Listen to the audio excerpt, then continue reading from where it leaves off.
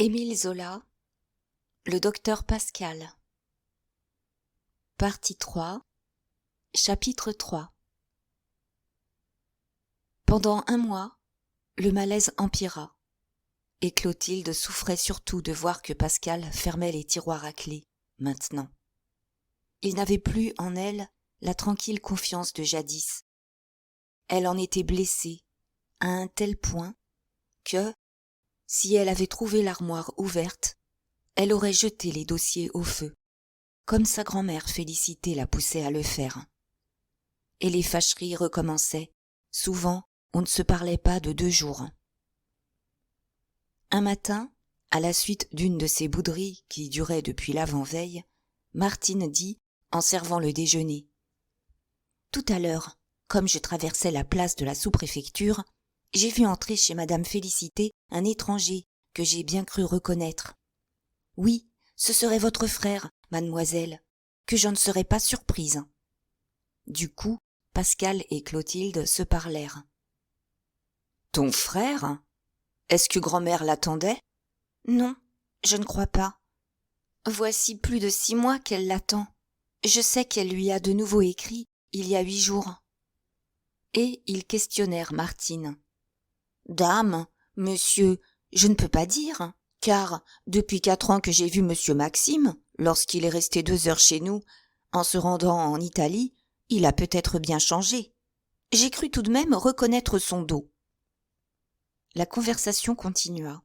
Clotilde paraissait heureuse de cet événement qui rompait enfin le lourd silence. Et Pascal conclut: « Bon, si c'est lui, il viendra nous voir. » C'était Maxime, en effet. Il cédait, après des mois de refus, aux sollicitations pressantes de la vieille madame Rougon, qui avait, de ce côté encore, toute une plaie vive de la famille à fermer. L'histoire était ancienne, et elle s'aggravait chaque jour. À l'âge de 17 ans, il y avait 15 ans déjà, Maxime avait eu, d'une servante séduite, un enfant, sotte aventure de gamin précoce, dont sa carre, son père et sa belle-mère Renée, celle-ci simplement vexée du choix indigne, s'étaient contentés de rire. La servante, Justine Mégaud, était justement d'un village des environs, une fillette blonde de 17 ans aussi, docile et douce, et on l'avait renvoyée à Plassans avec une rente de 1200 francs pour élever le petit Charles. 3 ans plus tard, elle y avait épousé un bourlier du faubourg, Anselme Thomas, bon travailleur, garçon raisonnable que la rente tentait. Du reste, elle était devenue d'une conduite exemplaire, engraissée, comme guérie d'une toux qui avait fait craindre une hérédité fâcheuse, due à toute une ascendance alcoolique. Et 2 nouveaux enfants, nés de son mariage, un garçon âgé de 10 ans et une petite fille de 7, gras et rose, se portaient admirablement bien. De sorte qu'elle aurait été la plus respectée, la plus heureuse des femmes, sans les ennuis que Charles lui causait dans son ménage. Thomas, malgré la rente, exécrait ce fils d'un autre, le bousculait, ce dont souffrait secrètement la mère, en épouse soumise et silencieuse. Aussi, bien qu'elle l'adorât, l'aurait-elle volontiers rendu à la famille du père. Charles, à 15 ans, en paraissait à peine 12, et il en était resté à l'intelligence balbutiante d'un enfant de 5 ans. D'une extraordinaire ressemblance avec sa trisaïeule, tante Dide, la folle des Tulettes, il avait une grâce élancée et fine, pareille à un de ces petits rois exsangues qui finissent une race, couronnés de longs cheveux pâles, légers comme de la soie. Ses grands yeux clairs étaient vides, sa beauté inquiétante avait une ombre de mort, et ni cerveau ni cœur, rien qu'un petit chien vicieux qui se frottait aux gens pour se caresser. Son arrière-grand-mère Félicité, gagnée par cette beauté où elle affectait de reconnaître son sang, l'avait d'abord mis au collège, le prenant à sa charge. Mais il s'en était fait chasser au bout de 6 mois, sous l'accusation de vices inavouables. 3 fois, elle s'était entêtée, l'avait changé de pensionnat, pour aboutir toujours au même renvoi honteux. Alors, comme il ne voulait, comme il ne pouvait absolument rien apprendre, et comme il pourrissait tout, il avait fallu le garder. On se l'était passé des uns aux autres dans la famille. Le docteur Pascal, attendri, songeant à une guérison, n'avait abandonné cette cure impossible qu'après l'avoir eue chez lui pendant près d'1 an, inquiet du contact pour Clotilde. Et maintenant, lorsque Charles n'était pas chez sa mère, où il ne vivait presque plus, on le trouvait chez Félicité ou chez quelques autres parents, coquettement mis, comblés de joujoux, vivant en petits dauphins efféminés d'une antique race déchue. Cependant, la vieille madame Rougon souffrait de ce bâtard, à la royale chevelure blonde, et son plan était de le soustraire au commérage de Plassans, en décidant Maxime à le prendre pour le garder à Paris. Ce serait encore une vilaine histoire de la famille effacée. Mais longtemps Maxime avait fait la sourde oreille, hanté par la continuelle terreur de gâter son existence.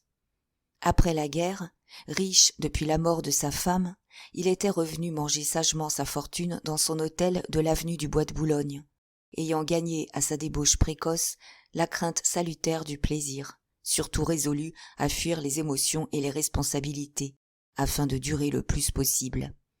Des douleurs vives dans les pieds, des rhumatismes, croyait-il, le tourmentaient depuis quelque temps. Il se voyait déjà infirme, cloué sur un fauteuil.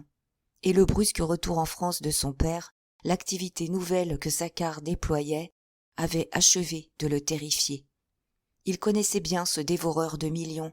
Il tremblait en le retrouvant empressé autour de lui, bonhomme avec son ricanement amical. N'allait-il pas être mangé, s'il restait un jour à sa merci, lié par ces douleurs qui lui envahissaient les jambes? Et une telle peur de la solitude l'avait pris qu'il venait de céder enfin à l'idée de revoir son fils. Si le petit lui semblait doux, intelligent, bien portant, pourquoi ne l'emmènerait-il pas? Cela lui donnerait un compagnon, un héritier qui le protégerait contre les entreprises de son père. Peu à peu, son égoïsme s'était vu aimé, choyé, défendu. Et pourtant, peut-être ne se serait-il pas risqué encore à un tel voyage si son médecin ne l'avait envoyé aux eaux de Saint-Gervais. Dès lors, il n'y avait plus à faire qu'un crochet de quelques lieues. Il était tombé le matin chez la vieille madame Rougon, à l'improviste, bien résolu à reprendre un train, le soir même, après l'avoir interrogé et vu l'enfant. Vers 2 heures, Pascal et Clotilde étaient encore près de la fontaine, sous les platanes, où Martine leur avait servi le café, lorsque Félicité arriva avec Maxime. « Ma chérie, quelle surprise! Je t'amène ton frère !» Saisie, la jeune fille s'était levée devant cet étranger maigri et jauni qu'elle reconnaissait à peine. Depuis leur séparation, en 1854, elle ne l'avait revu que 2 fois, la première à Paris, la seconde à Plassans. Mais elle gardait de lui une image nette, élégante et vive. La face s'était creusée, les cheveux s'éclaircissaient, semés de fils blancs. Pourtant, elle finit par le retrouver, avec sa tête jolie et fine, d'une grâce inquiétante de fille, jusque dans sa décrépitude précoce. « Comme tu te portes bien, toi, » dit-il simplement, en embrassant sa sœur. « Mais, répondit-elle, il faut vivre au soleil. Ah, que je suis heureuse de te voir. » Pascal, de son coup d'œil de médecin, avait fouillé à fond son neveu. Il l'embrassa à son tour. « Bonjour, mon garçon.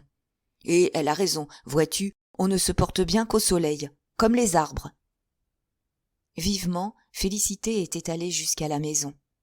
Elle revint en criant. « Charles n'est donc pas ici ? » ?»« Non, dit Clotilde, nous l'avons eu hier. L'oncle Macquart l'a emmené, et il doit passer quelques jours aux Tulettes. » Félicité se désespéra.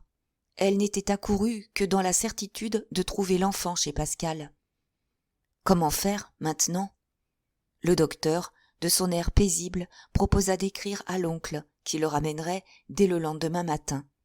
Puis, quand il sut que Maxime voulait absolument repartir par le train de 9 heures sans coucher, il eut une autre idée. Il allait envoyer chercher un landau, chez le loueur, et l'on irait tous les 4 voir Charles chez l'oncle Macquart. Ce serait même une charmante promenade. Il n'y avait pas 3 lieues de Plassans aux Tulettes. 1 heure pour aller, 1 heure pour revenir. On aurait encore près de 2 heures à rester là-bas, si l'on voulait être de retour à 7 heures. Martine ferait à dîner, Maxime aurait tout le temps de manger et de prendre son train. Mais Félicité s'agitait, visiblement inquiète de cette visite à Macquart. « Eh bien non, si vous croyez que je vais aller là-bas par ce temps d'orage, il est bien plus simple d'envoyer quelqu'un qui nous ramènera Charles. » Pascal hocha la tête. On ne ramenait pas toujours Charles comme on voulait. C'était un enfant sans raison, qui, parfois, galopait au moindre caprice, ainsi qu'un animal indompté.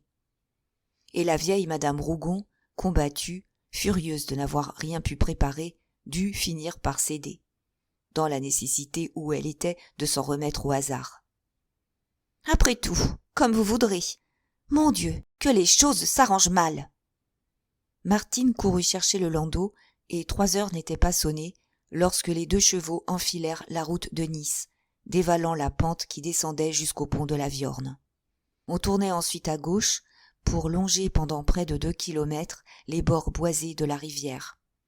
Puis la route s'engageait dans les gorges de la Seille, un défilé étroit entre 2 murs géants de roches cuites et dorées par les violents soleils. Des pins avaient poussé dans les fentes, des panaches d'arbres, à peine gros d'en bas comme des touffes d'herbe, frangeaient les crêtes, pendaient sur le gouffre. Et c'était un chaos, un paysage foudroyé, un couloir de l'enfer, avec ses détours tumultueux, ses coulures de terre sanglante glissées de chaque entaille, sa solitude désolée que troublait seul le vol des aigles. Félicité ne desserra pas les lèvres, la tête en travail, l'air accablé sous ses réflexions. Il faisait en effet très lourd, le soleil brûlait derrière un voile de grands nuages livides. Presque seul, Pascal causa, dans sa tendresse passionnée pour cette nature ardente, tendresse qu'il s'efforçait de faire partager à son neveu. Mais il avait beau s'exclamer, lui montrer l'entêtement des oliviers, des figuiers et des ronces, à pousser dans les roches, la vie de ces roches elles-mêmes, de cette carcasse colossale et puissante de la terre d'où l'on entendait monter un souffle, Maxime restait froid, pris d'une sourde angoisse, devant ces blocs d'une majesté sauvage dont la masse l'anéantissait. Et il préférait reporter les yeux sur sa sœur, assise en face de lui. Elle le charmait peu à peu, tellement il la voyait saine et heureuse, avec sa jolie tête ronde, au front droit, si bien équilibré. Par moments, leurs regards se rencontraient, et elle avait un sourire tendre, dont il était réconforté. Mais la sauvagerie de la gorge s'adoucit, les 2 murs de rochers s'abaissèrent, on fila entre des coteaux apaisés, aux pentes molles, semées de thym et de lavande. C'était le désert encore, des espaces nus, verdâtres et violâtres, où la moindre brise roulait un âpre parfum. Puis, tout d'un coup, après un dernier détour, on descendit dans le vallon des Tulettes, que des sources rafraîchissaient. Au fond s'étendaient des prairies, coupées de grands arbres. Le village était à mi-côte, parmi des oliviers, et la bastide de Macquart, un peu écartée, se trouvait sur la gauche, en plein midi. Il fallut que le landau prît le chemin qui conduisait à l'asile des aliénés, dont on apercevait, en face, les murs blancs. Le silence de Félicité s'était assombri, car elle n'aimait pas montrer l'oncle Macquart. Encore un dont la famille serait bien débarrassée, le jour où il s'en irait. Pour la gloire de tous, il aurait dû dormir sous la terre depuis longtemps. Mais il s'entêtait, il portait ses 83 ans en vieille ivrogne, saturé de boissons que l'alcool semblait conserver. À Plassans, il avait une légende terrible de fainéants et de bandits, et les vieillards chuchotaient l'exécrable histoire des cadavres qu'il y avait entre lui et les Rougon, une trahison au jour troublé de décembre 1851, un guet-apens dans lequel il avait laissé des camarades, le ventre ouvert, sur le pavé sanglant. Plus tard, quand il était rentré en France, il avait préféré, à la bonne place qu'il s'était fait promettre, ce petit domaine des Tulettes que Félicité lui avait acheté. et il y vivait grassement depuis lors. Il n'avait plus eu que l'ambition de l'arrondir, guettant de nouveau les bons coups, ayant encore trouvé le moyen de se faire donner un champ longtemps convoité, en se rendant utile à sa belle-sœur, lorsque celle-ci avait dû reconquérir Plassans sur les légitimistes. Une autre effroyable histoire qu'on se disait aussi à l'oreille. Un fou lâché sournoisement de l'asile, battant la nuit, courant à sa vengeance, incendiant sa propre maison où flambaient 4 personnes. Mais c'était heureusement là des choses anciennes, et Macquart, rangé aujourd'hui, n'était plus le bandit inquiétant dont avait tremblé toute la famille. Il se montrait fort correct, d'une diplomatie finaude, n'ayant gardé que son rire goguenard qui avait l'air de se ficher du monde. « L'oncle est chez lui, » dit Pascal, comme on approchait. La bastide était une de ces constructions provençales, d'un seul étage, aux tuiles décolorées, les 4 murs violemment badigeonnés en jaune. Devant la façade s'étendait une étroite terrasse, que d'antiques mûriers, rabattus en forme de treilles, allongeant et tordant leurs grosses branches, ombrageaient. C'était là que l'oncle fumait sa pipe, l'été, et, en entendant la voiture, il était venu se planter au bord de la terrasse, redressant sa haute taille, vêtu proprement de drap bleu, coiffé de l'éternelle casquette de fourrure qu'il portait d'un bout de l'année à l'autre. Quand il eut reconnu les visiteurs, il ricana, il cria « En voilà, de la belle société. Vous êtes bien gentils, vous allez vous rafraîchir. » Mais la présence de Maxime l'intriguait. Qui était-il? Pour qui venait-il, celui-là? On le lui nomma, et tout de suite, il arrêta les explications qu'on ajoutait, en voulant l'aider à se retrouver au milieu de l'écheveau compliqué de la parenté. Le père de Charles, je sais. Le fils de mon neveu Saccard, pardi. Celui qui a fait un beau mariage et dont la femme est morte. Il dévisageait Maxime, l'air tout heureux de le voir ridé déjà à 32 ans, les cheveux et la barbe semés de neige. « Ah, dame, ajouta-t-il, nous vieillissons tous. Moi, encore, je n'ai pas trop à me plaindre, je suis solide. » Et il triomphait, d'aplomb sur les reins, la face comme bouillie et flambante, d'un rouge ardent de brasier. Depuis longtemps, l'eau-de-vie ordinaire lui semblait de l'eau pure. Seul, le 3-6 chatouillait encore son gosier durci. Il en buvait de tels coups qu'il en restait plein, la chair baignée, imbibée ainsi qu'une éponge. L'alcool suintait de sa peau. Au moindre souffle, quand il parlait, une vapeur d'alcool s'exhalait de sa bouche. « Certes, oui, vous êtes solide, l'oncle, » dit Pascal, émerveillé. « Et vous n'avez rien fait pour ça. Vous avez bien raison de vous moquer de nous. Voyez-vous, je ne crains qu'une chose, c'est qu'un jour, en allumant votre pipe, vous ne vous allumiez vous-même, ainsi qu'un bol de punch. » Macquart, flatté, s'égaya bruyamment. « Plaisante, mon petit. Un verre de cognac, ça vaut mieux que tes sales drogues. Et vous allez tous trinquer, hein, pour qu'il soit bien dit que votre oncle vous fait honneur à tous. Moi, je me fiche des mauvaises langues. J'ai du blé, j'ai des oliviers, j'ai des amandiers et des vignes, et de la terre, autant qu'un bourgeois. L'été, je fume ma pipe à l'ombre de mes mûriers. L'hiver, je vais la fumer là, contre mon mur, au soleil. Hein? D'un oncle comme ça, on n'a pas à en rougir. Clotilde, j'ai du sirop, si tu en veux. Et vous, Félicité, ma chère, je sais que vous préférez la nisette. Il y a de tout, je vous dis, qu'il y a de tout chez moi. » Son geste s'était élargi, comme pour embrasser la possession de son bien-être de vieux gredin devenu ermite. Pendant que Félicité, qui l'effrayait depuis un moment avec l'énumération de ses richesses, ne le quittait pas des yeux, prête à l'interrompre. « Merci, Macquart, nous ne prendrons rien. Nous sommes pressés. Où donc est Charles ? » ?»« Charles ? Bon.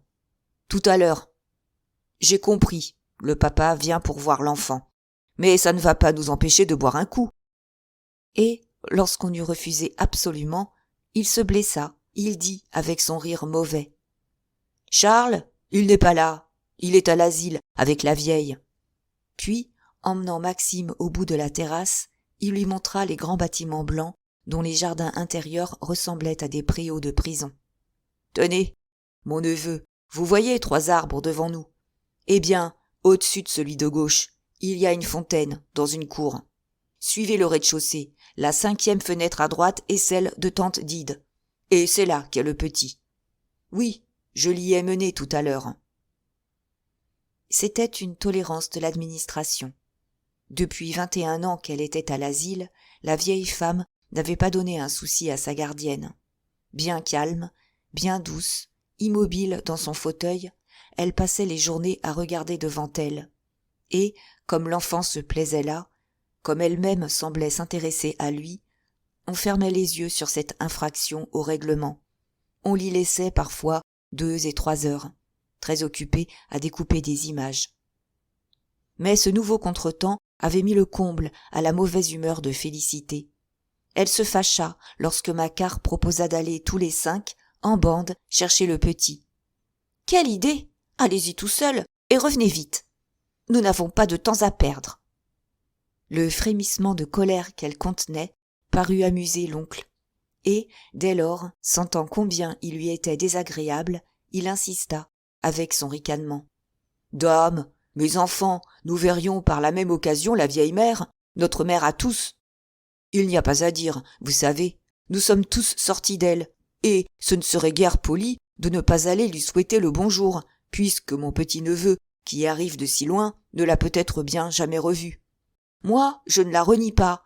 Ah, fichtre non. Sûrement, elle est folle, mais ça ne se voit pas souvent, des vieilles mères qui ont dépassé la 100aine, et ça vaut la peine qu'on se montre un peu gentil pour elles. »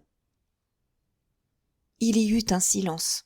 Un petit frisson glacé avait couru. Ce fut Clotilde, muette jusque-là, qui déclara la première, d'une voix émue. « Vous avez raison, mon oncle, nous irons tous. » Félicité elle-même dut consentir. On remonta dans le landau, Macquart s'assit près du cocher. Un malaise avait blêmi le visage fatigué de Maxime. Et, durant le court trajet, il questionna Pascal sur Charles d'un air d'intérêt paternel qui cachait une inquiétude croissante. Le docteur, gêné par les regards impérieux de sa mère, adoucit la vérité. « Mon Dieu, l'enfant n'était pas d'une santé bien forte. C'était même pour cela qu'on le laissait volontiers des semaines chez l'oncle à la campagne.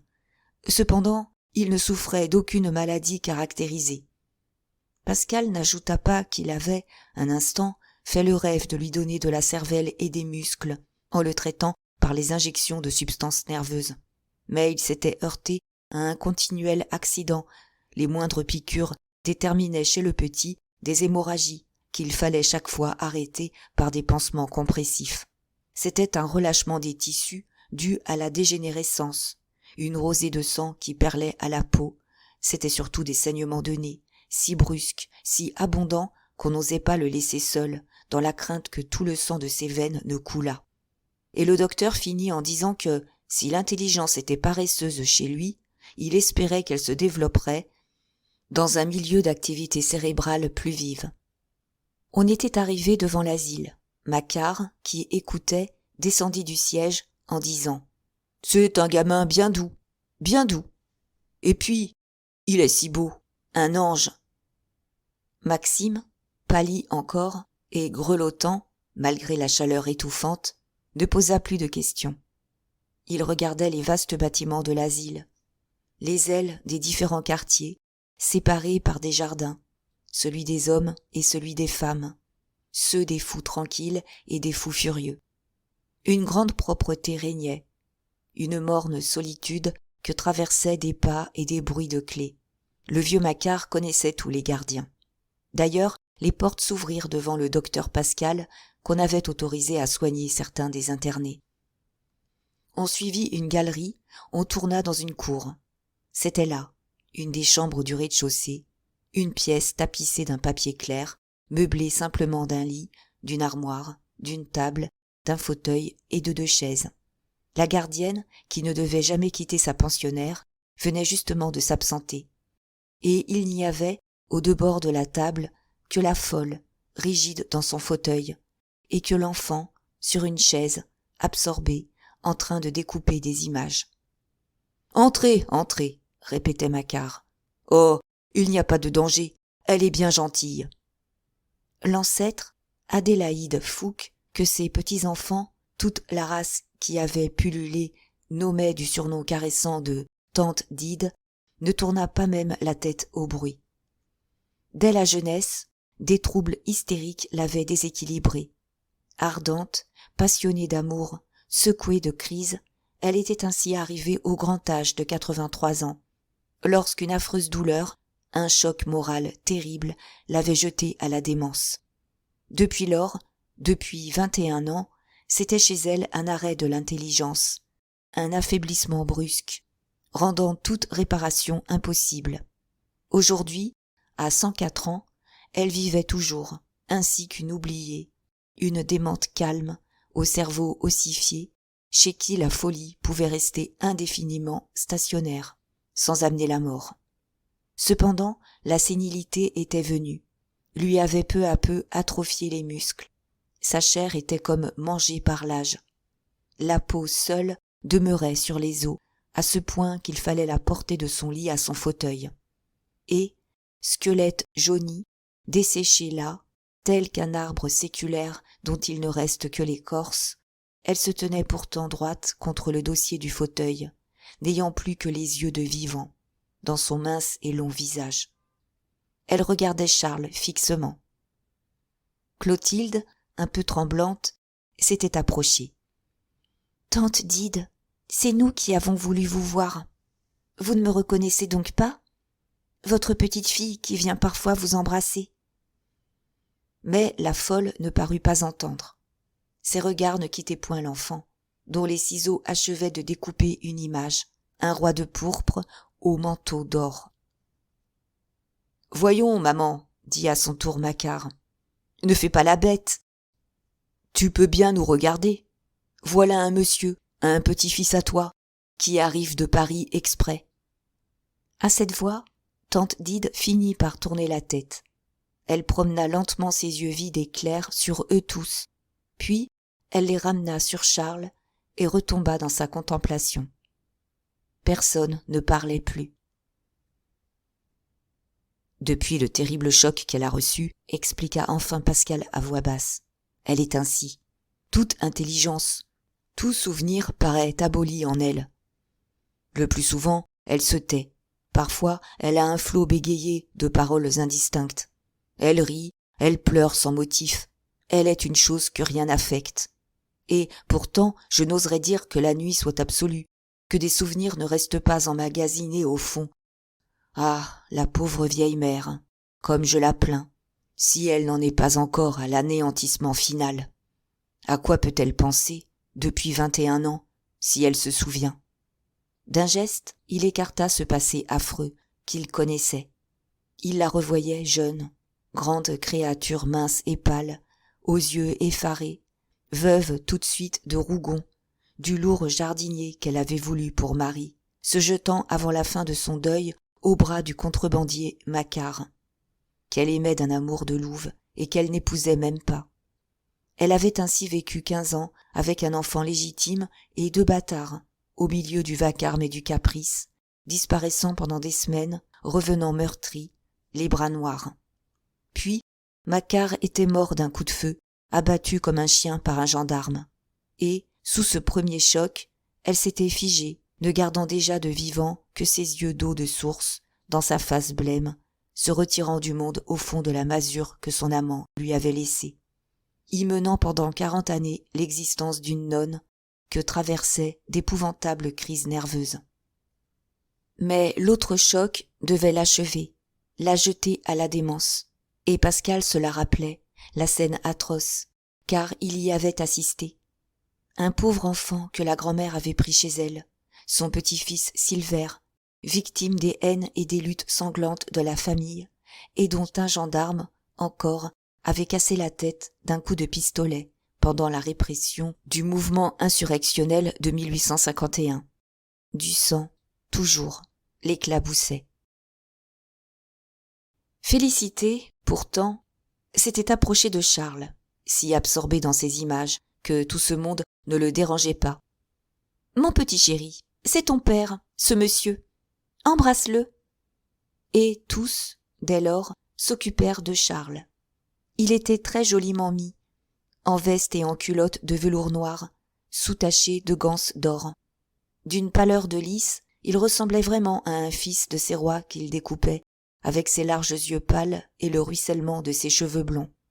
Mais ce qui frappait surtout, en ce moment, c'était sa ressemblance avec tante Dide, cette ressemblance qui avait franchi 3 générations, qui sautait de ce visage desséché de centenaire, de ses traits usés, à cette délicate figure d'enfant, comme effacée déjà elle aussi, très vieille et finie par l'usure de la race. En face l'un de l'autre, l'enfant imbécile, d'une beauté de mort, était comme la fin de l'ancêtre, l'oublié. Maxime se pencha pour mettre un baiser sur le front du petit. Et il avait le cœur froid. Cette beauté elle-même l'effrayait. Son malaise grandissait dans cette chambre de démence, où soufflait toute une misère humaine, venue de loin. « Comme tu es beau, mon mignon. Est-ce que tu m'aimes un peu ?» Charles le regarda, ne comprit pas, se remit à ses images. Mais tous restèrent saisis. Sans que l'expression fermée de son visage eût changé, tante Dide pleurait. Un flot de larmes roulait de ses yeux vivants sur ses joues mortes. Elle ne quittait toujours pas l'enfant du regard, et elle pleurait lentement, à l'infini. Alors, ce fut, pour Pascal, une émotion extraordinaire. Il avait pris le bras de Clotilde, il le serrait violemment, sans qu'elle pût comprendre. C'était que, devant ses yeux, s'évoquait toute la lignée, la branche légitime et la branche bâtarde, qui avait poussé de ce tronc, lésé déjà par la névrose. Les 5 générations étaient là en présence, les Rougon et les Macquart, Adélaïde Fouque à la racine, puis le vieux bandit d'oncle, puis lui-même, puis Clotilde et Maxime, et enfin Charles. Félicité comblait la place de son mari mort. Il n'y avait pas de lacune, la chaîne se déroulait dans son hérédité logique et implacable. Et quel siècle évoqué, au fond du cabanon tragique, où soufflait cette misère venue de loin, dans un tel effroi que tous, malgré l'accablante chaleur, frissonnèrent. « Quoi donc, maître ?» demanda tout bas Clotilde, tremblante. « Non, non, rien, » murmura le docteur. « Je te dirai plus tard. » Macquart, qui continuait seul à ricaner, gronda la vieille mère. « En voilà une idée, de recevoir les gens avec des larmes, quand ils se dérangeaient pour vous faire une visite. Ce n'était guère poli. » Puis il revint à Maxime et à Charles. « Enfin, mon neveu, vous le voyez, votre gamin. N'est-ce pas qu'il est joli, et qu'il vous fait honneur tout de même ?» Félicité se hâta d'intervenir, très mécontente de la façon dont tournaient les choses, n'ayant plus que la hâte de s'en aller. « C'est sûrement un bel enfant, et qui est moins en retard qu'on ne croit. Regarde donc comme il est adroit de ses mains, et tu verras, lorsque tu l'auras dégourdi à Paris, n'est-ce pas? Autrement que nous n'avons pu le faire à Plassans. » Sans doute, murmura Maxime. Je ne dis pas non, je vais y réfléchir. Il restait embarrassé. Il ajouta. Vous comprenez, je ne suis venu que pour le voir. Je ne peux le prendre, maintenant, puisque je dois passer un mois à Saint-Gervais. Mais, dès mon retour à Paris, je réfléchirai. Je vous écrirai. Et, tirant sa montre, diable, 5h30. Vous savez que, pour rien au monde, je ne veux manquer le train de 9h. Oui, oui, partons, dit Félicité. Nous n'avons plus rien à faire ici. Macquart, vainement, s'efforça de les attarder avec toutes sortes d'histoires. Il comptait les jours où tante Dide bavardait. Il affirmait qu'un matin, il l'avait trouvée en train de chanter une romance de sa jeunesse. D'ailleurs, lui n'avait pas besoin de la voiture. Il ramènerait l'enfant à pied, puisqu'on le lui laissait. Embrasse ton papa, mon petit, parce qu'on sait bien quand on se voit, mais on ne sait jamais si l'on se reverra. Du même mouvement surpris et indifférent, Charles avait levé la tête, et Maxime, troublé, lui posa un second baiser sur le front. « Sois bien sage et bien beau, mon mignon, et aime-moi un peu. »« Allons, allons, nous n'avons pas de temps à perdre, » répéta Félicité. Mais la gardienne rentrait. C'était une grosse fille vigoureuse, attachée spécialement au service de la folle. Elle la levait, la couchait, la faisait manger, la nettoyait, comme une enfant. Et tout de suite, elle se mit à causer avec le docteur Pascal, qui la questionnait. Un des rêves les plus caressés du docteur était de traiter et de guérir les fous par sa méthode, en les piquant. Puisque, chez eux, c'était le cerveau qui périclitait, pourquoi des injections de substances nerveuses ne leur donneraient-elles pas de la résistance, de la volonté, en réparant les brèches faites à l'organe? Aussi, un instant, avait-il songé à expérimenter la médication sur la vieille mère. Puis, des scrupules lui étaient venus, une sorte de terreur sacrée, sans compter que la démence, à cet âge, était la ruine totale, irréparable. Il avait choisi un autre sujet, un ouvrier chapelier, sarteur, qui se trouvait depuis 1 an à l'asile, où il était venu lui-même supplier qu'on l'enfermât, pour lui éviter un crime. Dans ces crises, un tel besoin de tuer le poussait qu'il se serait jeté sur les passants. Petit, très brun, le front fuyant, la face en bec d'oiseau, avec un grand nez et un menton très court, il avait la joue gauche sensiblement plus grosse que la droite. Et le docteur obtenait des résultats miraculeux sur cet impulsif, qui, depuis 1 mois, n'avait pas eu d'accès. Justement, la gardienne, questionnée, répondit que Sarter, calmé, allait de mieux en mieux.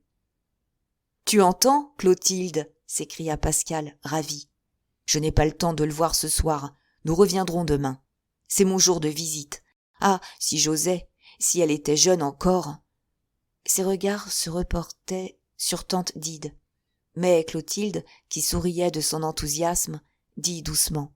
« Non, non, maître, tu ne peux refaire de la vie.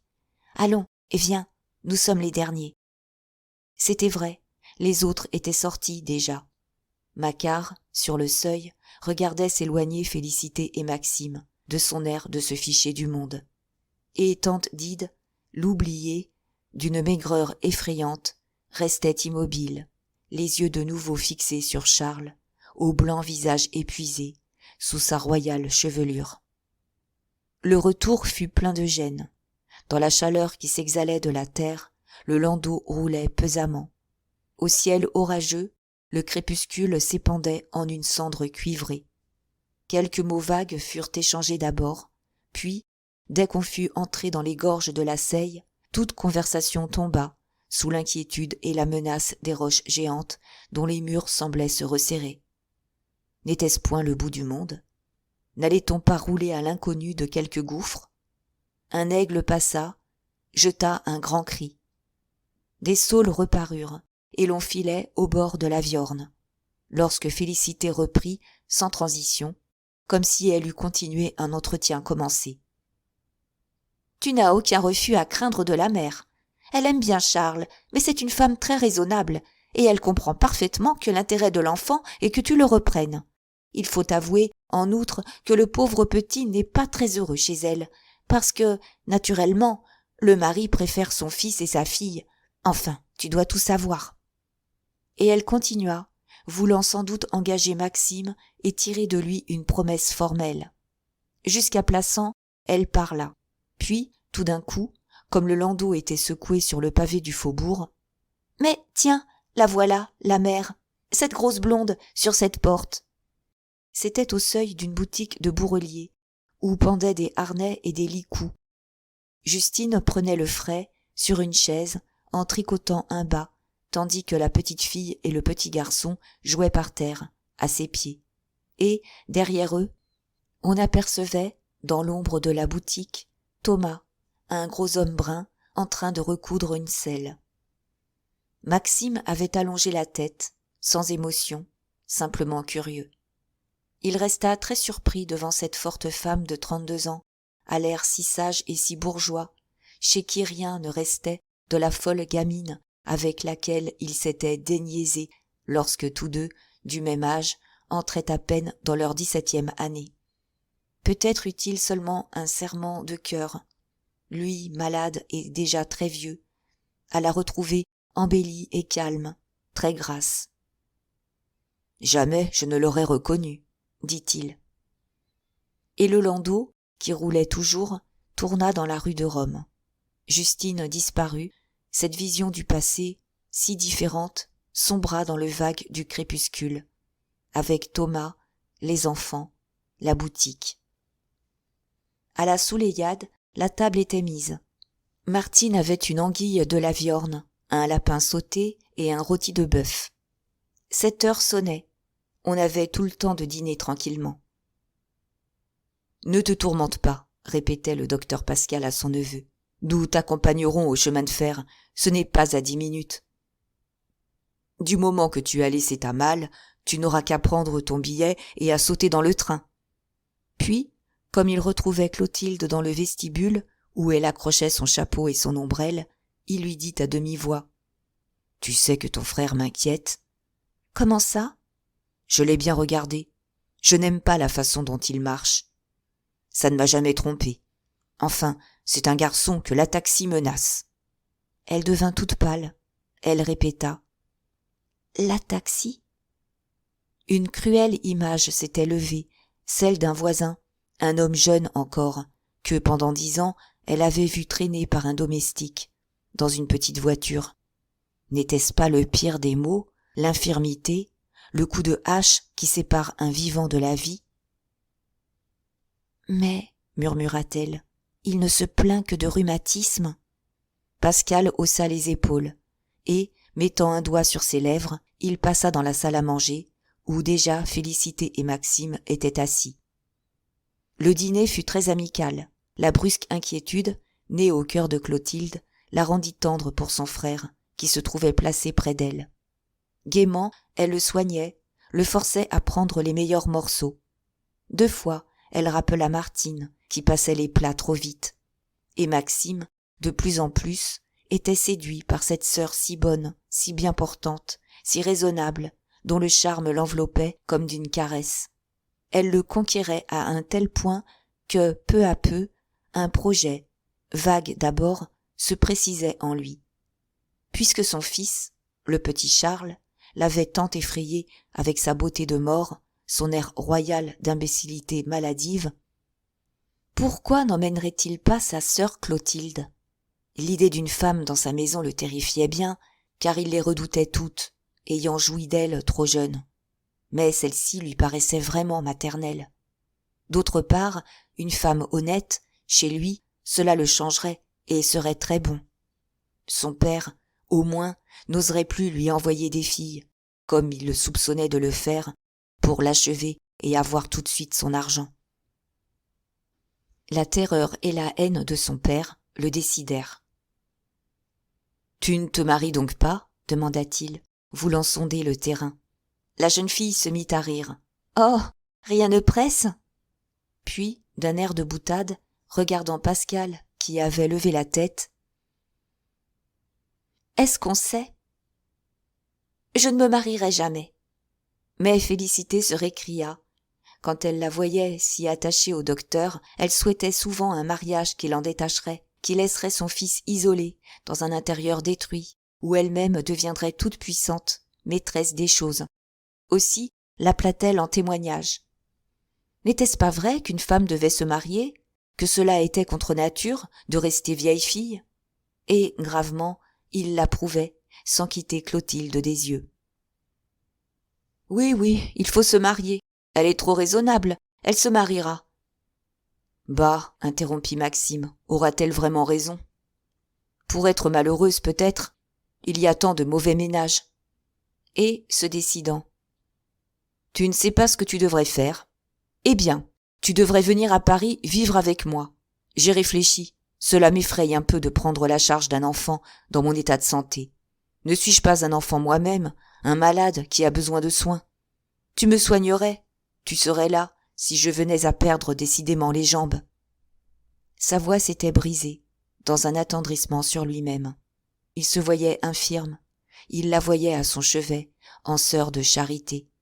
Et, si elle consentait à rester fille, il lui laisserait volontiers sa fortune, pour que son père ne l'eût pas.